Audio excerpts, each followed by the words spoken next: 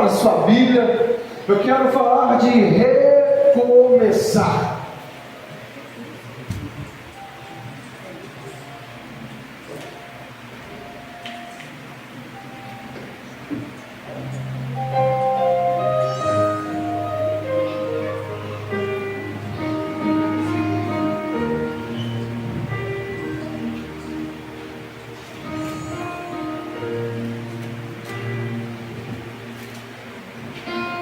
Recomeçar é uma experiência contínua. Na verdade, a caminhada cristã, ela é cheia de desafios. Nós somos desafiados todos os dias a permanecer. Nós somos desafiados a continuar no jogo todos os dias. Só que nós bem sabemos que não é fácil permanecer andando com Cristo. Que muitas das vezes a gente dá uma tropeçada, por muitas das vezes a gente começa a retroceder. A gente começa a olhar e falar assim: rapaz, não vai dar, a luta está muito grande, as situações que estão acontecendo estão me fazendo tirar os olhos de Cristo, tirar o foco daquilo que um dia Ele me prometeu. E a gente fica pensando: será que vai ser fácil continuar? E dia após dia a gente vai lá, luta. Eu estou desanimado, pastor. Eu estou desanimado. Aí a gente continua indo para a célula, a gente continua indo ao culto, a gente continua tentando dia após dia. Mas a verdade é que ninguém está livre da queda. Ninguém está livre de cair. Ontem, por mais que o Fluminense seja muito melhor do que o Flamengo, acontece de que o Fluminense perdeu. Não existe time que nunca tenha perdido. Não existe um time que nunca tenha errado no meio do caminho e na hora de chutar para o gol, chutou para fora. Não é verdade? Então, nós precisamos entender que a própria Bíblia ela diz: aquele que está de pé, cuide-se para que não caia. Ou seja, é um alerta para mim e para você, para que nós tomemos cuidado para não cair, cuidado para não parar no meio do caminho. Mas e se pararmos? O Evangelho de Lucas, capítulo 15, ele é um evangelho muito conhecido na Bíblia. É o evangelho dos achados e perdidos, aonde se acha, se perde, se deixa ser perdido. Você vê a parábola da ovelha que se perdeu, da dracma que se perdeu e do filho que resolveu se perder, o filho que resolveu ir embora. E eu quero compartilhar com você o Evangelho de João, capítulo 15, o verso 18 e 19. Quando esse filho ele diz assim: vou voltar para casa, a casa do meu pai, e dizer: pai, pequei contra o céu e contra ti, e não mereço mais ser chamado de seu filho. Me aceite como um dos seus trabalhadores.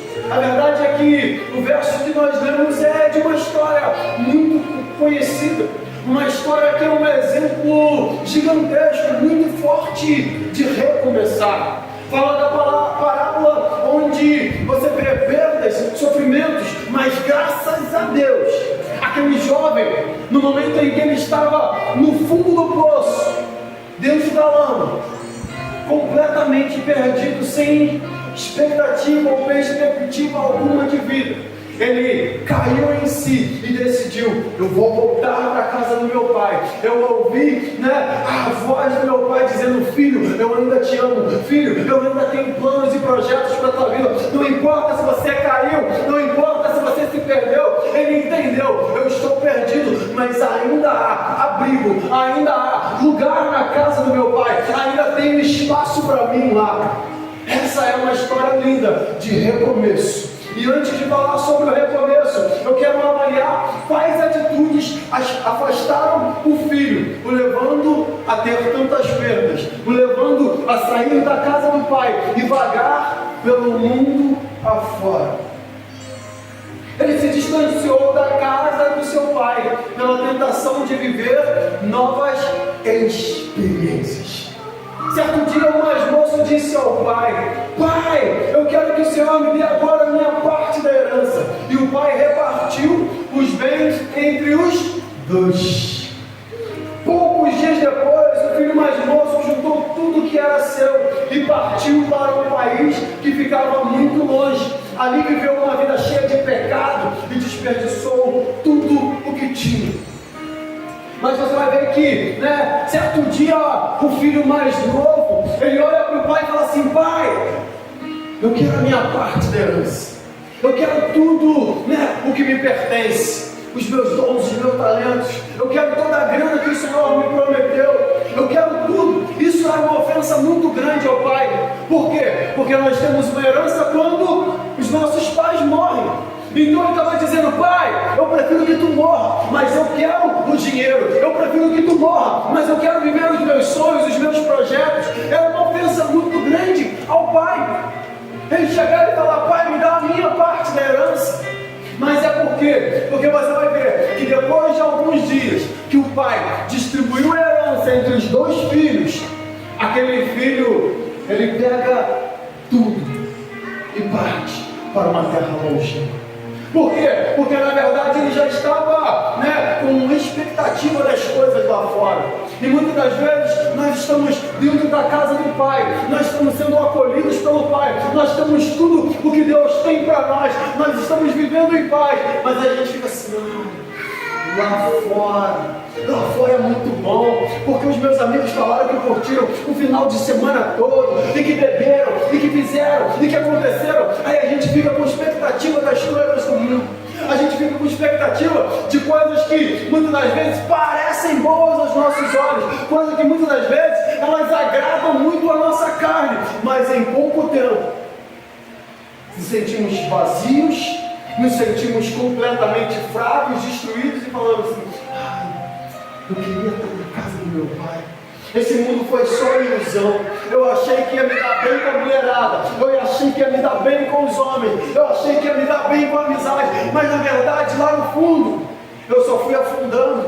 Foram só frustrações. Eu achei que ia ser bom a bebedeira, eu achei que ia ser bom usar as drogas e fazer acontecer, mas no fundo foi só destruição, foi só depressão, foi só indo para o fundo do poço. E quando ele pediu a parte da herança, ele já estava pensando nas experiências.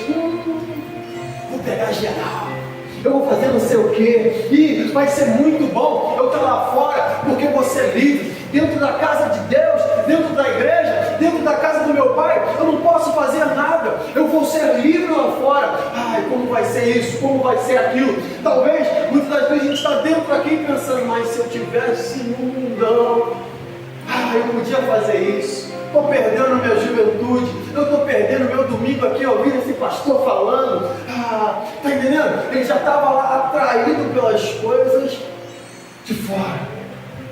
Aquilo que estava atraindo ele foi que levou ele para o fundo do poço, foi que levou ele para as bolotas dos porcos.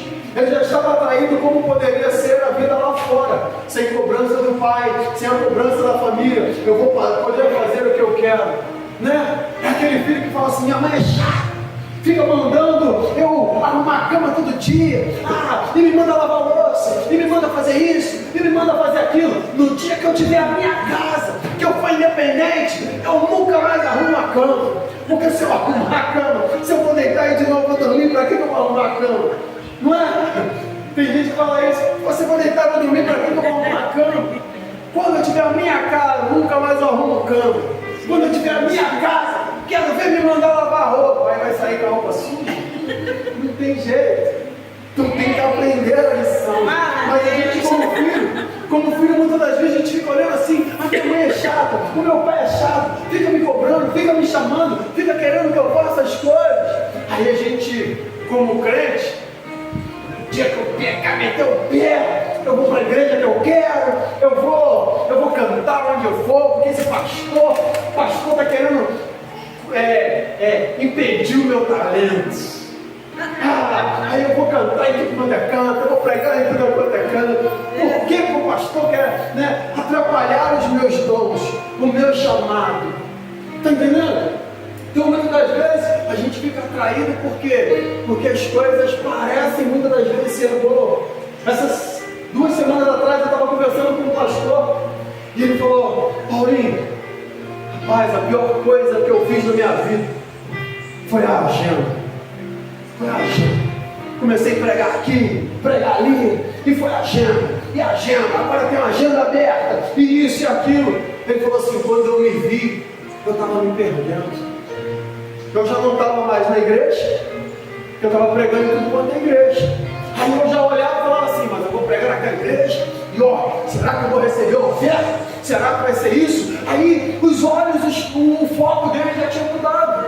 O foco já não era mais, eu quero pregar o evangelho, eu quero salvar vidas, eu quero transformar vidas, eu quero orar para a cura, para a libertação, para a transformação. O foco era, não, eu sou o cara. Eu quero que me convidem para todos os lugares. Eu quero ter agenda em Petrópolis, em São Paulo, no Rio. Eu quero ter uma agenda lotada. E aí a soberba começa a entrar. E aí aquela ganância por, opa, será que eu vou receber alto? Será que vai ser isso? Será que vai ser aquilo? Então muitas das vezes a gente é rebelde com os pais.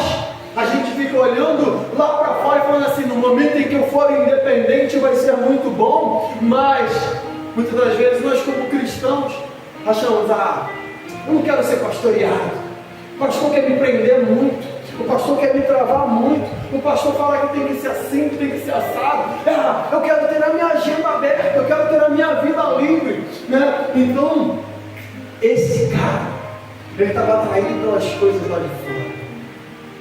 Muitas das vezes, as coisas lá de fora, elas são lindas, lindas e lindas e lindas aos nossos olhos.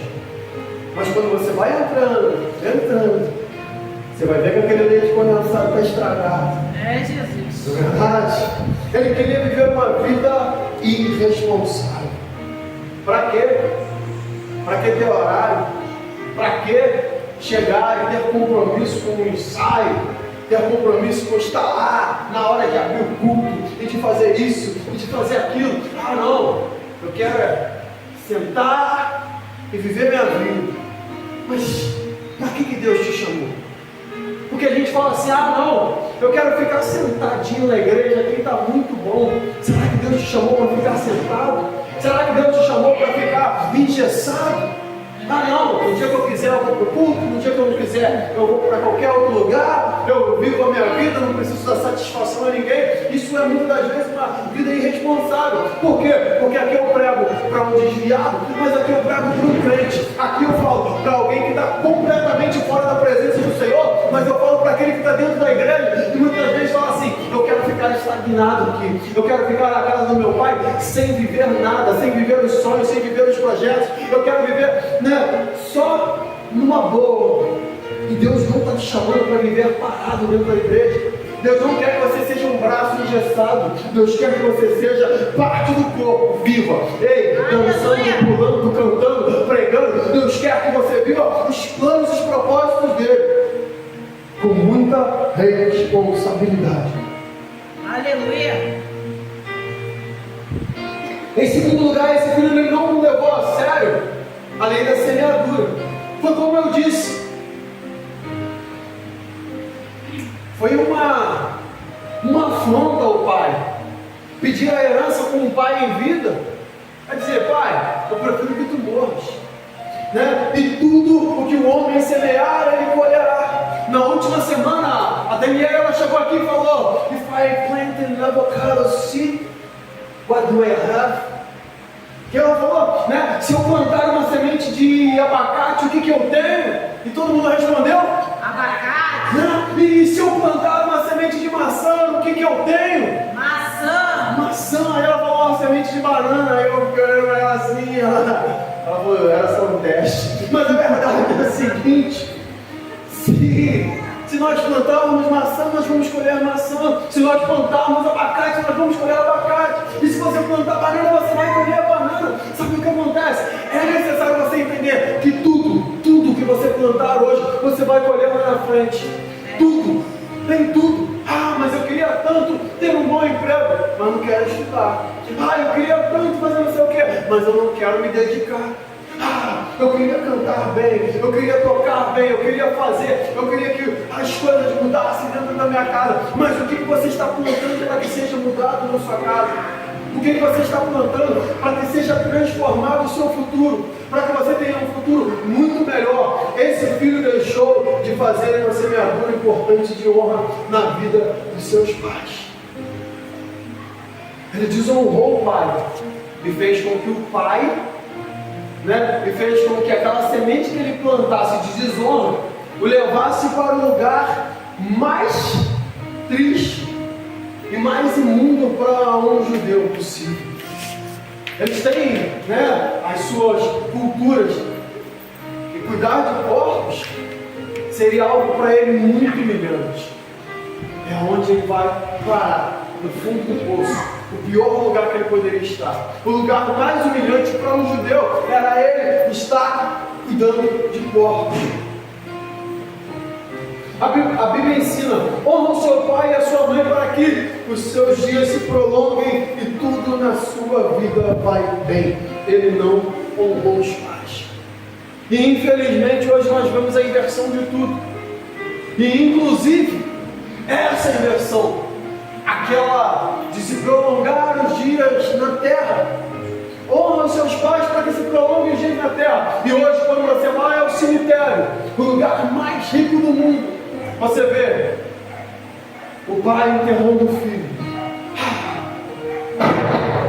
Meu filho era tão bonzinho. O meu filho era assim, o meu filho era assado, mas de repente ele se juntou com as pessoas erradas.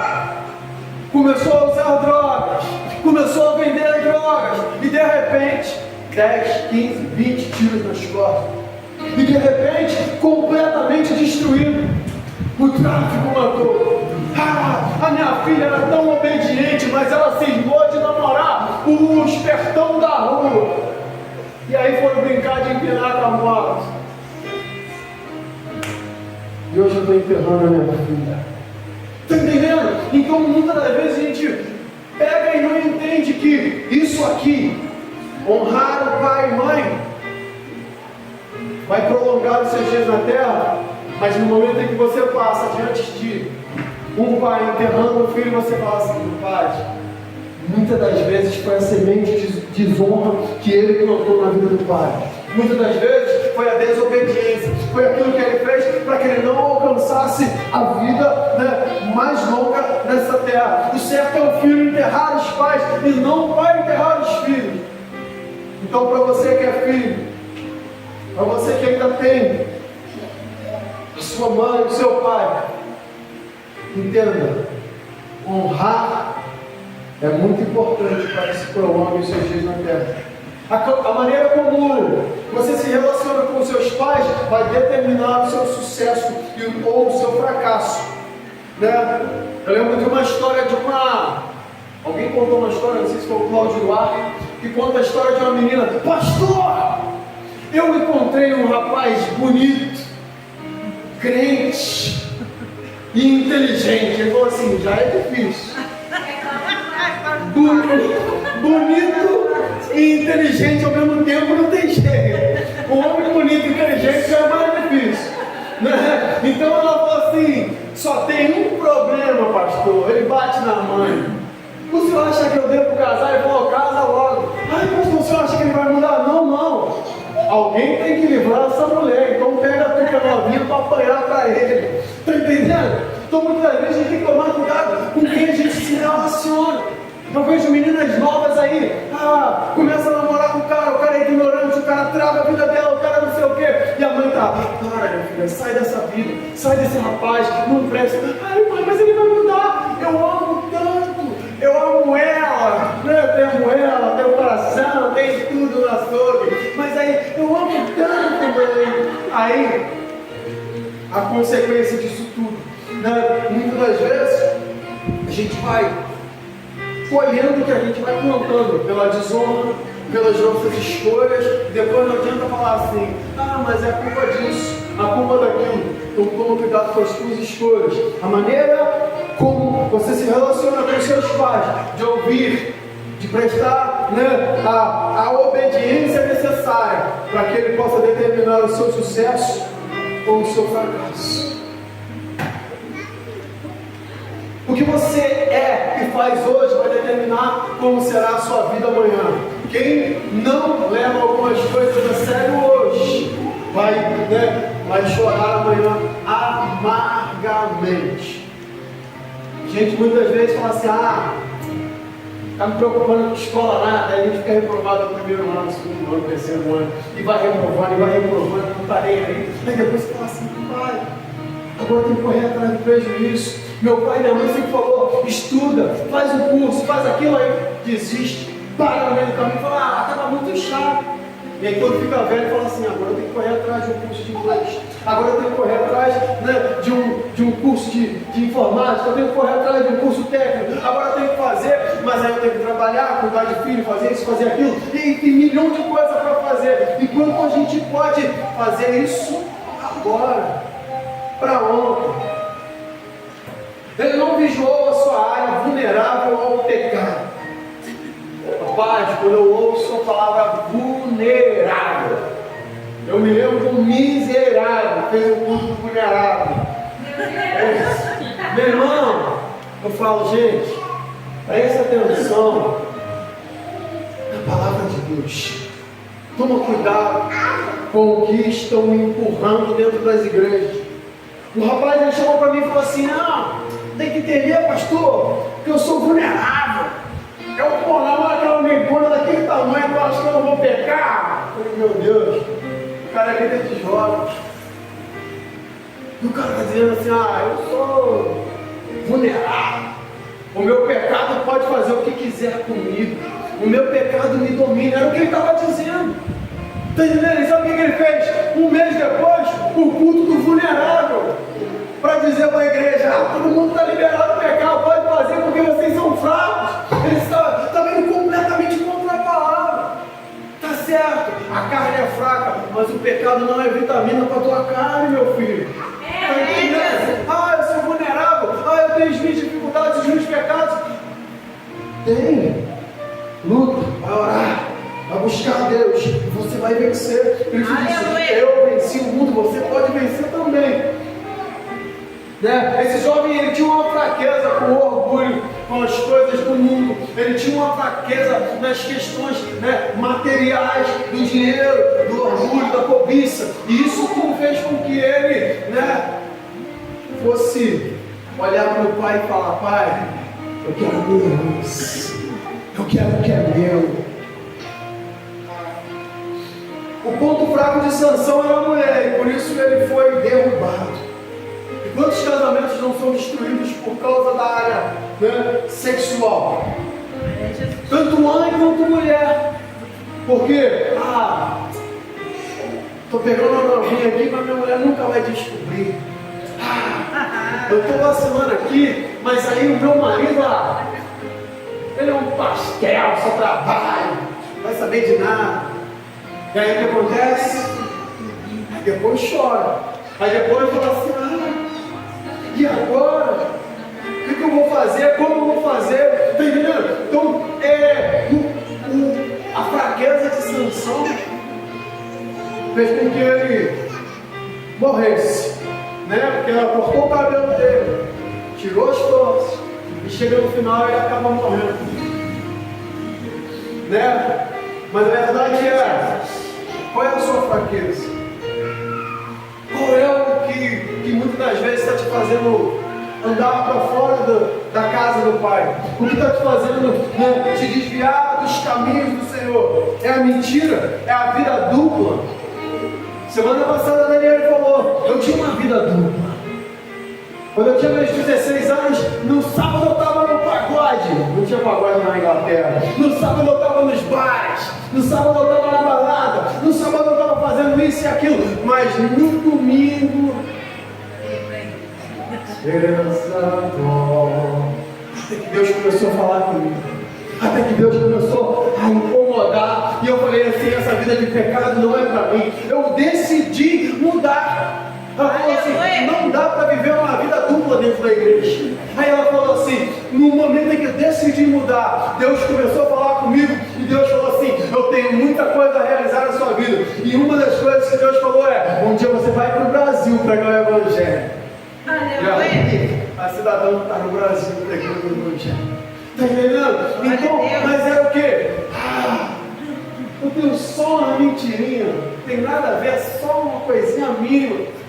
Está entendendo? E aí, uma mentira destrói teu ministério. Uma mentira destrói teu casamento. Uma mentira destrói, né, a confiança das pessoas em você, né? A vida dupla, um momento Deus vai olhar para você e vai falar assim: ei, você pode até viver uma vida dupla, você pode pregar e viver no adultério, você pode cantar e viver na prostituição, você pode viver dentro da igreja e viver no mundo lá fora, mas é o seguinte: no céu você não entra. Então não dá para viver uma vida dupla. A gente vai brincar aqui na terra, mas num grande dia já é. Soberbo. Se tem um negócio que pega o povo, é soberbo. Agora eu canto muito. Agora eu sou o pregador da cidade de Petrópolis, todo mundo me convida. Agora eu sou o melhor baterista da cidade, todo mundo me chamando. A minha célula é a maior. Ei, se tem coisa que destrói muitas das vezes um líder, destrói um pastor, destrói um cantor, um instrumentista, um adorador, é a soberba. Acaba com a vida da pessoa. Ela está sempre achando que é melhor que todo mundo. E aí ninguém consegue andar mais perto dela. Impulsos, né? Os impulsos sexuais, os impulsos de raiva, ou sei lá qual é o impulso que você tem, que muitas das vezes está fazendo você se perder, né? O roubo. Tem gente que é viciada em roubagem. E tem coisa que eu falo assim: poxa, eu não queria pregar isso. Mas tem coisa que eu falo assim: rapaz, cada dia que eu escuto cada história, eu falo assim: rapaz, eu tenho que pregar isso, falar com a igreja, porque eu achei que fosse coisa que eu não precisasse mais falar para uma igreja madura. Mas aí eu vejo tanta gente, tanto mau exemplo, eu falo assim: não, a minha igreja, ela precisa ouvir isso, para que pelo menos eu chegue lá no céu e eu falo assim: ó, esse miserável aí, eu quero ir para o inferno, tu não falou nada, eu quero pastor, aí eu falo: não, Deus, ó, dá uma olhada naquela pregação 945 do dia tal, lembra lá, ó, aí eu peguei, irmão. Aquele dia ele faltou o culto que ele quis, mas eu preguei. Está entendendo? Então a preguiça, esse é um negócio complicado. A preguiça vai destruir um monte de gente. Preguiça é um negócio simples, mas não deixa a preguiça te destruir. Preguiça, levanta, meu irmão, toma um banho de água fria e sai correndo, que ela vai embora. Vai perceber. Falta de responsabilidade. Seja uma pessoa responsável. Seja uma pessoa que vai comprar e vai pagar. Seja uma pessoa que vai, né, ser fiel em tudo que fala. O que você fala faz muito efeito lá na frente. Ih, rapaz, a Alice falou uma coisa hoje, outro dia a Alice estava falando outra, aí a Aline falou uma coisa, e agora a Alice já está falando outra, e aí o negócio está ficando estranho. Eu pensei que era a mesma pessoa, mas são gêmeos. Eita, irmão. Parece que a pessoa é 2 em 1. Tu olha, são gêmeos, mas aí quando você olha assim, fala assim: não, isso aqui não tem irmã gêmea, mas um dia fala uma coisa, outro dia fala outra. No outro dia eu pensei com a Alice, achei que estava conversando com a Aline. Mas, essa aqui não tem como. Não tem como. É uma pessoa só, não tem irmã gêmea, mas um dia fala uma coisa, outro dia fala outra. Aí tu fala: rapaz, não dá. Então, responsabilidade do que você fala. Porque depois você vai ser cobrado. Você tem vigiado no seu ponto fraco? Não sei qual é, mas é necessário você vigiar, porque foi isso que fez aquele garotinho, o fundo do poço. A maneira de vigiar é sair correndo, não ficar perto, não se misturar. Tem hora que tem que correr, igual o José fez. A mulher estava vindo, ele estava enrolado na toalha, ele correu pelado, a toalha ficou para lá. Mas, meu irmão, ele não ficou, porque senão ia dar ruim. Então tem hora que a gente tem que correr, tem hora que a gente tem que fugir, porque o pecado vai nos destruir. Tem hora que você tem que falar assim: oh, não dá mais, não vou ficar mais perto disso, não vou me misturar mais com tais pessoas, porque não dá. Às vezes a rodinha ali do trabalho começa isso e aquilo, não sei o que, e ela, ó, crente, ó. Sabe por quê? Porque o inimigo ele te seduz. Leva o microfone para mim. E faz isso. O inimigo ele te bota na roda dos esclarecedores, daqui a pouco ele te acusa. Ué, tu não era crente? O que estou fazendo aqui? Não era tu, crentão? Não era tu que falava mal da roupa de todo mundo? Não era tu que falava isso? Não era tu que contava aquilo? Não era tu? Aí o inimigo vai te acusar. Ele se aliançou com quem não poderia ajudá-lo. Verso 15 diz assim: então procurou um dos moradores daquela terra. Aquela terra não era a terra dele. Aquele país não era o país dele. Aquilo não era a casa do pai. E pediu ajuda. Este mandou para a sua fazenda a fim de tratar dos porcos. Como eu falei, isso era uma humilhação muito grande para um judeu. Cuidar de porco era um animal desprezível e imundo para eles. O texto não diz, mas nós podemos acrescentar a influência de amigos, né? E incentivando a fazer tudo de errado. E a Bíblia ela vai dizer: bem-aventurado aquele que não anda segundo o conselho dos ímpios e nem se detém na roda dos escarnecedores. Está entendendo? Aí a gente, estou com problema no meu casamento, aí eu vou lá na novinha, que não tem nada a ver com a igreja, que não tem uma palavra de Cristo na minha vida, e eu vou me aconselhar com ela. Ah, eu estou com um problema não sei aonde. Aí eu vou lá para a pessoa que não conhece Jesus, que não tem nada a ver, eu vou contar os meus problemas. Aí tu sabe o que acontece? É isso aqui, ó. Bem-aventurado, feliz, aquele que não anda segundo o conselho do ímpio. Por quê? Vou lá, não, eu estou com problema lá em casa, minha mulher, não sei o quê. Ah, vem cá, se a tua mulher não está dando conta, deixa que eu dou. Ah, eu estou com problema lá em casa, e que meu marido, que não sei o quê, vou deixar que eu resolvo. Vamos lá, eu troco aquele chuveiro. Está entendendo? Então, a gente tem que tomar cuidado com quem a gente vai pedir conselhos. Tomar cuidado com quem a gente vai questionar os problemas da nossa casa. Está entendendo? Não se junte com quem está pior que você. E vou contar um segredo, não conta para ninguém. Não conta para ninguém essa aí. Mas tem crente atribulado. É Jesus. Está entendendo? Então, tem que tomar cuidado para ver quem está andando na igreja. E tem crente atribulado. É Jesus. Por isso a gente casa todo mundo aqui para não falar que não foi tratado. Ah, é crente fofoqueiro, é crente reclamão, é crente intrigueiro, tá entendendo? Então tem que tomar cuidado. Na hora que a gente tem que pegar esse distanciar, fala assim, amiguinho, parou. Vai lá. Conhece o pastor lá, conhece o filho não. Tá entendendo? Pede para a pessoa e conversar com o outro porque não dá. Infelizmente, aí a pessoa começa, né, a acrescentar intriga na sua vida, fofoca na sua vida, fala mal de um, fala mal de outro, faz isso, faz aquilo. Aí isso acontece, daqui a pouco você está mal. Ou daqui a pouco você está fazendo o quê? Falando mal de todo mundo. Não consegue mais se relacionar com ninguém. Por quê? Porque você se misturou, você se juntou com quem estava muitas vezes pior que você. E aí você foi só afundando. Então, junte-se com pessoas que vão, né, levar você para cima, que vai te dar uma palavra de fé, que vai te dar uma palavra de incentivo, que vai falar: não, vamos agarrar com Jesus, vamos participar, vamos tocar um louvor, vamos cantar um louvor, vamos fazer, né, um louvor melhor na célula, vamos fazer alguma coisa, vamos crescer, vamos avançar, vamos fazer evangelismo, vamos fazer teatro. Está entendendo? Se junte com pessoas que querem avançar em Deus. Aleluia. E não aquelas que estão querendo sempre dar para trás, e que nunca está bom, e que o outro sempre não presta, e que ela é sempre melhor que todo mundo. Né? A tendência do homem carnal é se afastar de quem de fato pode ajudar, e se aproximar de quem vai te afundar. Quando a gente vê a história de Adão, eu vou contar uma parada aqui que eu ouvi hoje, mas não vou contar não. Vou contar. O cidadão fala assim: quando o diabo ofereceu o negócio para Eva, o que foi? O que o diabo ofereceu para Eva? Foi a maçã.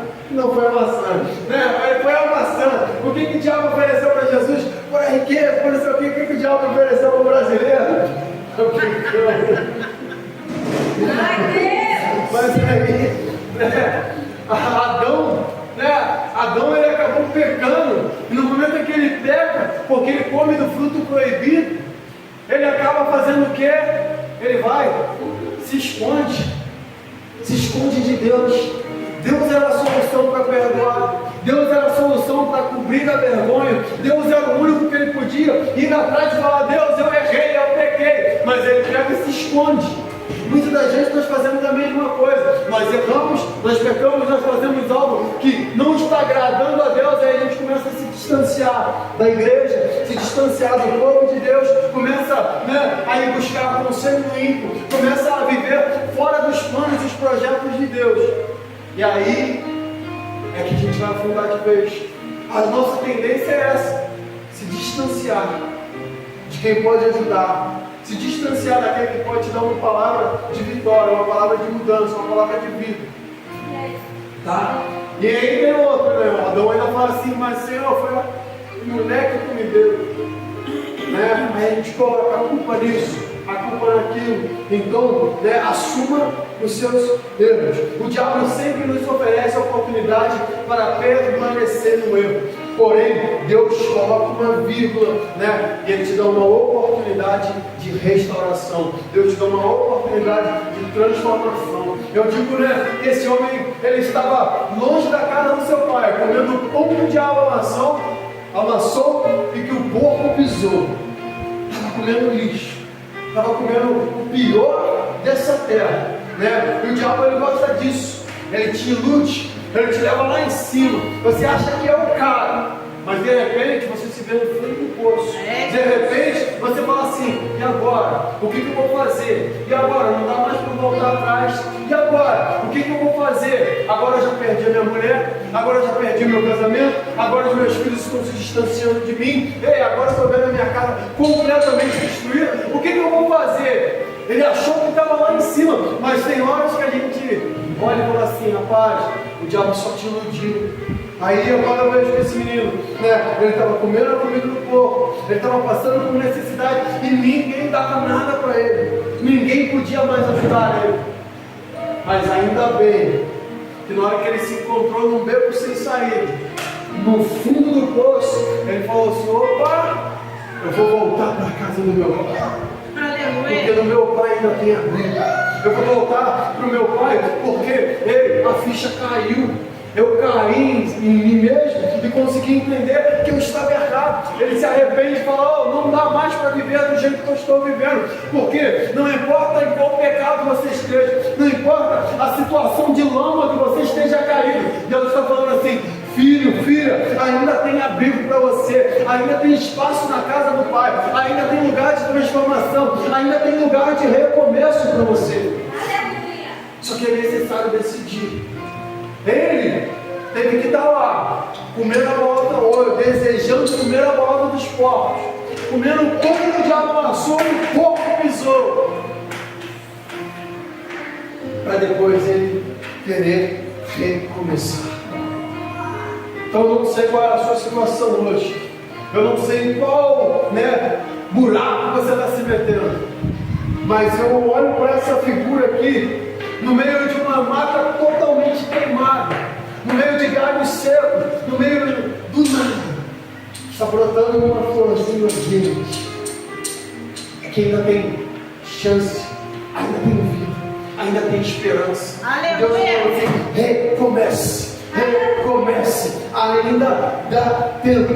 A ficha caiu e ele viu a besteira que ele havia feito. Só na hora que ele viu, opa, a mulher foi embora, e os filhos foram embora, e agora, aquele emprego, e não presta, e isso. Eu vejo toda semana o cidadão reclama do trabalho, e toda semana reclama do contra-cheque, e fala que é o cebolão, e o salário não serve para nada. Aí na hora que o cidadão perde o emprego, aí chora igual criança.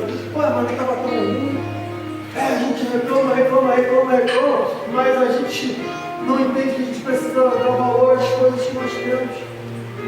E tem hora que você está reclamando tanto que é bom, mas na verdade é você que está gastando mais do que você podia. Então, agora a doença bateu na porta, eu fiz, brinquei, aconteceu, e mas a doença bateu na porta, e agora? Agora já era. Ou tantas outras consequências do pecado que vão aparecendo e vão nos fazendo enlouquecer. Foi o que aquele garoto viu. Tenho muito dinheiro, tenho muita fama, os amigos estão me rodeando, eu estou pedindo a melhor rodada de bebida do baile, está vindo com chama, está vindo com não sei o que, a mulherada me olha, as coisas estão muito boas, mas agora que eu não tenho nada, ninguém me ajuda. Agora que eu não tenho nada, ei, por favor, né? Quando a ficha caiu, ele reconheceu: eu pequei contra o meu pai, eu vacilei. Quando a ficha caiu, ele decidiu: eu vou voltar e pedir perdão ao meu pai.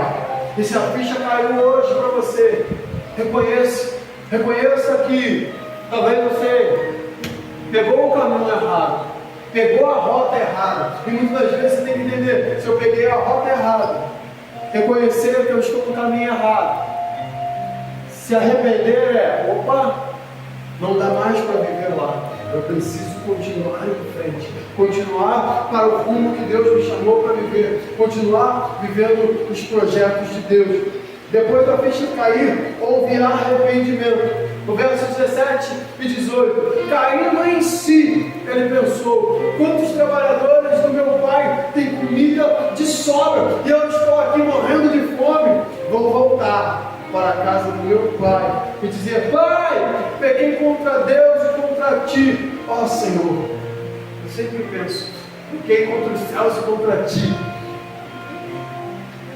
Voltarei para o meu pai. O arrependimento nos faz voltar ao rumo certo.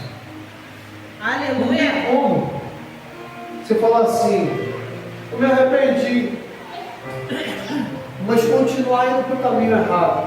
Eu me arrependi, mas continuar nas coisas erradas. Se você se arrependeu, muda o rumo, volta para o caminho certo, continua vivendo o que Deus tem para a tua vida, né?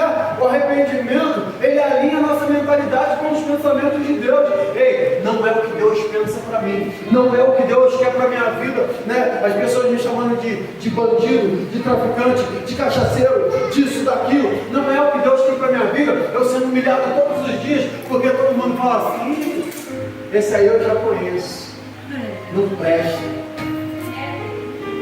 Quando você começa a alinhar os seus pensamentos com os pensamentos de Deus, você vai falar assim: não, as pessoas olham para mim e eles dizem que eu sou aquilo que a Bíblia diz que eu sou o filho amado, que eu sou um homem transformado, uma mulher transformada. Ei, os meus pensamentos estão ligados com os de Deus, e Deus, ele se alegra de mim, né? O arrependimento nos leva a novas atitudes. Não adianta a gente dizer que se arrependeu e continuar, né, com as mesmas atitudes, com a mesma medida. Ele se levantou e foi se acertar com seu pai, caindo em si, comendo lama. Ele se levanta. É necessário tomarmos algumas atitudes, é necessário nós darmos alguns passos para que a nossa vida mude. Lembra-se de Jacó? Jacó, no meio do coisa, ele: opa, vou me levantar, vou atravessar o val, porque do outro lado a minha vida vai se transformar. Eu não posso mais ficar aqui, eu preciso ir lá e consertar algumas coisas. O arrependimento é uma decisão que você se volta para o caminho inverso ao que você estava indo. Aquele jovem magoou a família, se rebelou, mas mostrou arrependimento, né? Nós cometemos erros, magoamos pessoas da nossa casa, da igreja, do trabalho, né? Nos nossos vínculos de amizade, nos vínculos familiares, mas é preciso se arrepender. Não importa se você magoou alguém da sua família, dos seus amigos, alguém do trabalho, vai lá, se arrepende, pede perdão. Ah, mas ela que começou, ele que fez. Mas você que teve um encontro com Deus, você que teve transformado, você que foi, né, que é conhecedor da verdade, e o Espírito Santo age em você, e através de você, você pode liberar o perdão e pedir perdão por essa pessoa. Ele tomou a decisão de recomeçar, e você, Deus quer nos ajudar, mas é necessário que a gente faça, né, a nossa parte, a decisão de se arrepender, para que haja festa. O verso 24 vai dizer: porque o meu filho estava morto e viveu de novo, estava perdido e foi achado. E aí começaram uma grande festa. Ou seja, muitas muitas vezes estamos mortos aos planos e projetos de Deus. Mas Deus está falando assim, filho, é hora de voltar à vida. É hora de fazer festa nos céus. Qual é a sua decisão? Você quer recomeçar? Você quer continuar vivendo os planos, os sonhos de Deus para a sua vida? Ou você vai retroceder e falar assim, não dá mais. É o que eu digo. Ninguém está livre de cair. Ninguém está livre de retroceder. Porém, a oportunidade que Deus sempre nos dá é recomeçar. Vou te pedir para se colocar de pé.